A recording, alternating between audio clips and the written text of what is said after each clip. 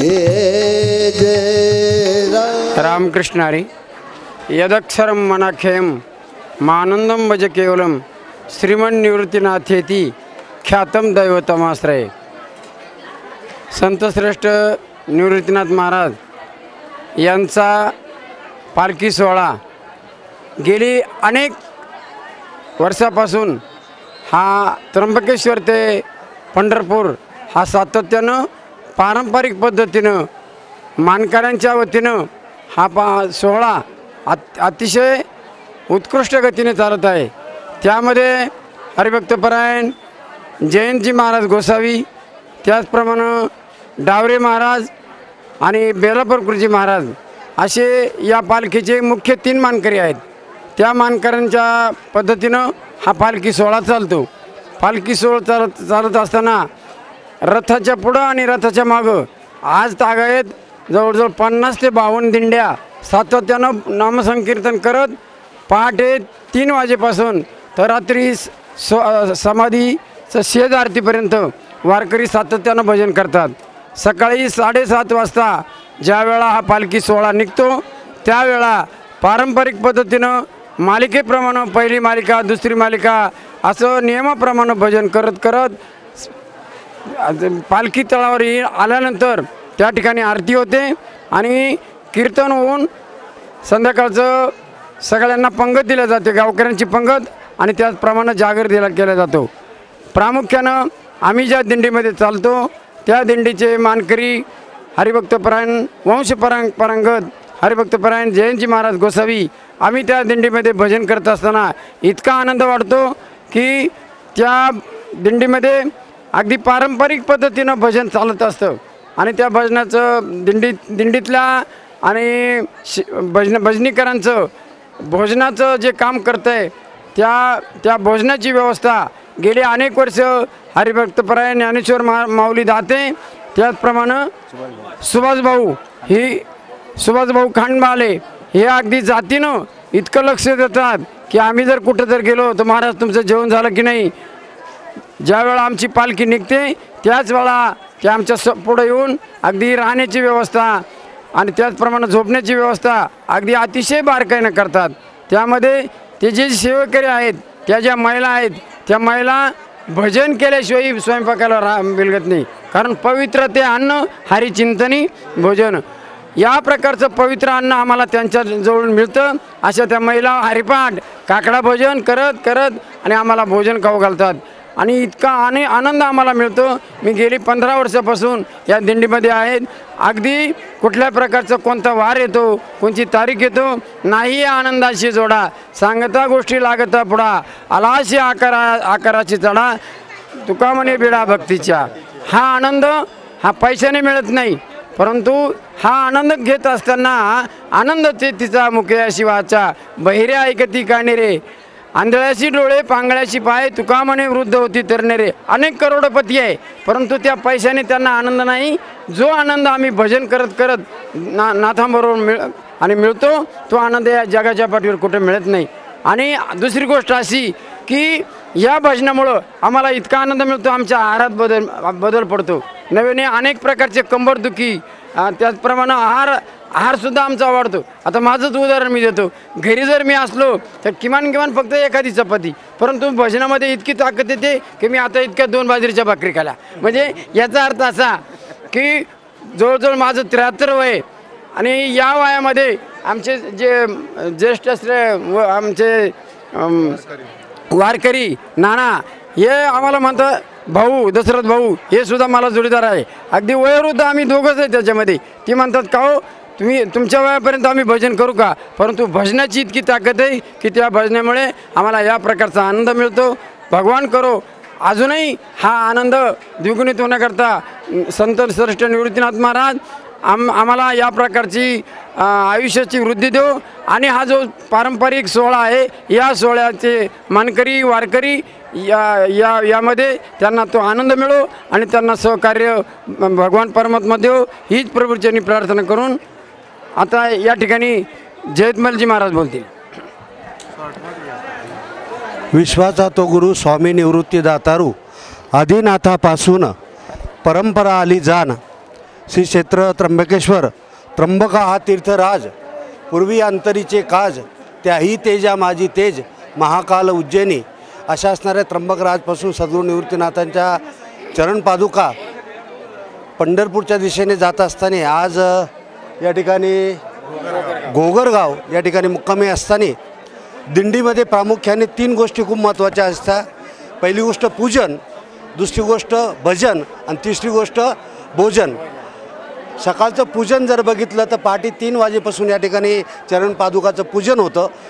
स्वतः जयंत महाराज हरिभक्तपरायण आदरणीय या दिंडीचे चालक जयंत महाराज पहाटे 3 वाजता उठून सर्व यथासांग पूजा या ठिकाणी होता. त्यावेळेस पूजेच्या ओळीचा अभंग होता. 6 वाजेपर्यंत पूजा चालती. तदनंतर मग वारकरी थोडंसं विसावतो आणि विसावल्यानंतर नाश्ता पाणी होऊन आणि नंतर पूजन झाल्यानंतर भोजन.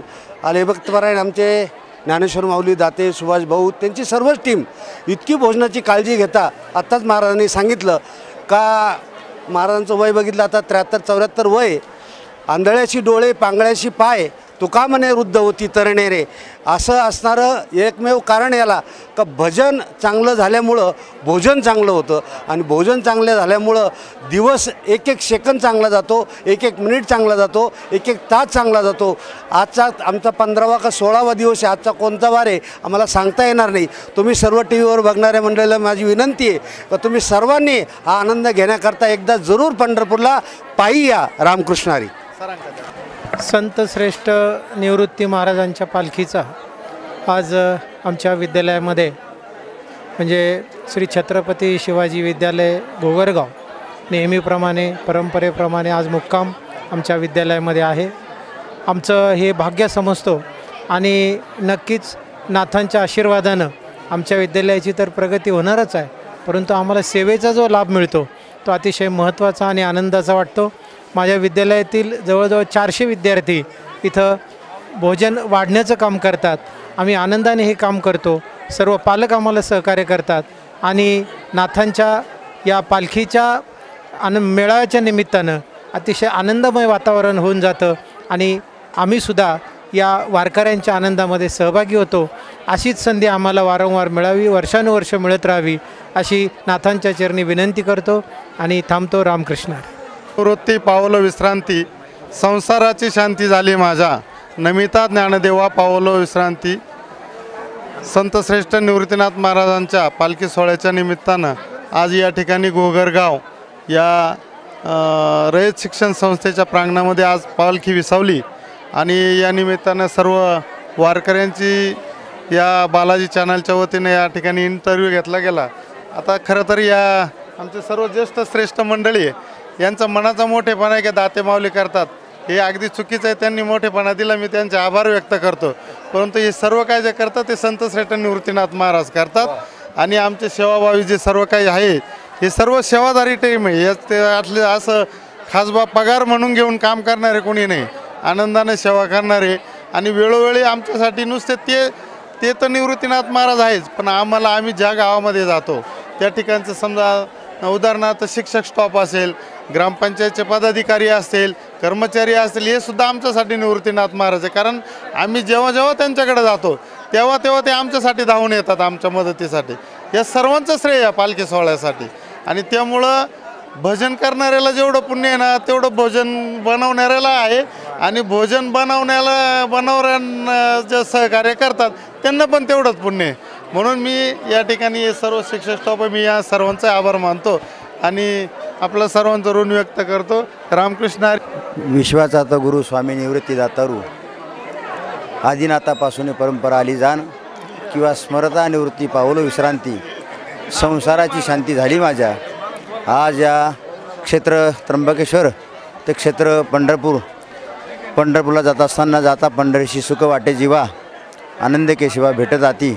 या न्यायाने आज मजल दरमजल करीत हा दिंडी सोहळा आज गोगरगाव या ठिकाणी विसावलेला आहे. दादांची पालखी या ठिकाणी विसावलेली आहे आणि या पालखी सोहळ्यामध्ये चालत असताना अनेक लाखोच्या संख्येने वारकरी आहे. पण विशेषतः म्हणजे आम्ही ज्या दिंडीमध्ये चालतो त्या दिंडीचे चालक मालक हरिभक्तपरायण गुरुवर्य जयंतजी महाराज गोसावी अगदी लहान मुलांचं जशी आपण काळजी घेतो घरी, तशीच या ठिकाणी आमची जयंती महाराज काळजी घेतात. त्याचप्रमाणे या ठिकाणी त्यांच्या मार्गदर्शनाखाली काम करणारे आमचे हरिभक्तपरायण ज्ञानेश्वर माऊली दाते, सुभाषभाऊ खांडवाले अगदी वारकरी कधी येतील अशी वाट बघतात. संध्याकाळची वेळ झाली, हरिपाठ होतो. हरिपाठ झाल्यानंतर तदनंतर या ठिकाणी दादांची आरती होते. तदनंतर भोजनाची तयारी करूनच ठेवतात. ते कीर्तन झाल्यानंतर लगेच भोजन होतं आणि भोजन झाल्यानंतर खरोखर त्यांना द्यावे तेवढे धन्यवाद थोडेच आहे. इतके परिश्रम घेतात ते आमच्याकरता, वारकऱ्यांकरता. खरोखर ते जरी म्हटले की त्याच्यामध्ये आमचं काही श्रेय नाही, खरोखर आहे. जे काही काही करून घेतात ते सर्व दादा करून घेतात. आम्ही काही करत नाही. तू का म्हणे येते भजन प्रमाण काय थोरपण जाळावे ते. खरोखर भजन इतकं भजन करून घेतात. स्वतः महाराज भजन करतात पण ते दुसऱ्याकडून करून घेतात. हा महाराजाकडे विशेष आहे. म्हणून महाराजाला द्यावे तेवढे धन्यवाद थोडे आहे. रामकृष्ण हरी, रामकृष्ण हरी. तो गुरु स्वामी निवृत्तीदातारू श्री संत निवृत्तीनाथ महाराजांचा पायी दिंडी सोहळा श्री क्षेत्र त्र्यंबकेश्वर ते श्री क्षेत्र पंढरपूर पायी दिंडी सोहळा जात असताना आज या ठिकाणी घोगरगाव या गावी मुक्काम झाला. आणि विशेष करून सर्व गावकरी मंडळींनी या ठिकाणी सर्व वारकऱ्यांची सेवा केलेली आहे अन्नदानाची. कारण एवढा दिंडी सोहळा जरी चालतो पण याच्यामध्ये वारकरी भजन करतात, पूजन करतात, नामस्मरण करतात, परत काकडा करतात, हरिपाठ करतात. पण विशेष पुण्य जे आहे हे अन्नदात्यांचं पुण्य आहे. कारण संतामुखी देता अन्न कोटी यज्ञ घडले त्यास, संत एक एक शीत खाती आणि कोटी कोटी यज्ञ होती. कारण अनंत पुण्य हे वारकऱ्यापेक्षा ह्या अन्नदात्यांचं आहे. आणि हे अन्नदाते या ठिकाणी आपल्याला हे अन्नदान देतात म्हणून ही वारी श्रेयस्कर होते. आणि विशेष वारकरी जे असे आहे या दिंडीमध्ये वारकरी चालतात. हा सामान्य वारकरीपासून श्रीमंतातला श्रीमंत वारकरी या दिंडी सोहळ्यामध्ये चालत आहे. पण चालत असताना घरी 4-4 गाद्या त्यांना झोपायला असतात. पण इथं भजन करता करता आणि पडल्या कधी झोप लागते हे सुद्धा या ठिकाणी कळत नाही. एवढा ह्या वारीमध्ये आनंद आहे. हा आनंद मात्र सांगण्यासारखा नाही. जसं साखर खाल्ल्यानंतर त्याची गोडी सांगता येते तसे या ठिकाणी आपल्याला वारीत आल्याशिवाय त्याची गोडी कळणार नाही. म्हणून प्रत्येक वारकऱ्यांनी हा सोहळा या ठिकाणी पाहिल्यानंतर या चॅनलने, बालाजी चॅनलने हा दाखवला आहे. असाच सोहळा माझा भूतो न भविष्य या ठिकाणी श्री संत निवृत्तीनाथ महाराजांचा चालत आहे. याही पुढे तो सोहळा असा अखंड वाढत राहोत हीच निवृत्तीनाथांच्या चरणी प्रार्थना करतो. माझे 2 शब्द संपवतो. रामकृष्ण हरी. सदाशिवाचा अवतार स्वामी निवृत्तीदातार, महाविष्णूचा अवतार सखा माझा ज्ञानेश्वर, ब्रह्मसोपान तो झाला भक्त आनंद वर्तला, आदिशक्ती मुक्ताबाई दाशी जणी लागे पायी. या 16 वारकरी म्हणजे विकारावर वार करणे. हे गात चालतात, खात चालतात, पण जो आनंद आहे तो या आनंद पुन्हा कुठेही मिळत नाही.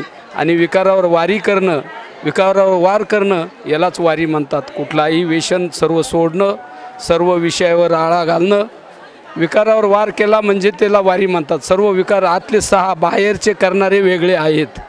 व त्याच्यामध्ये ज्याला जसं घेता येईल तसं हे सर्व वारकरी गात चालतात, खात चालतात, जो आनंद घेत चालतात. काय जो आनंद आहे तो खूप आनंदाच्या म्हणजे खूप मोठा सागर आहे.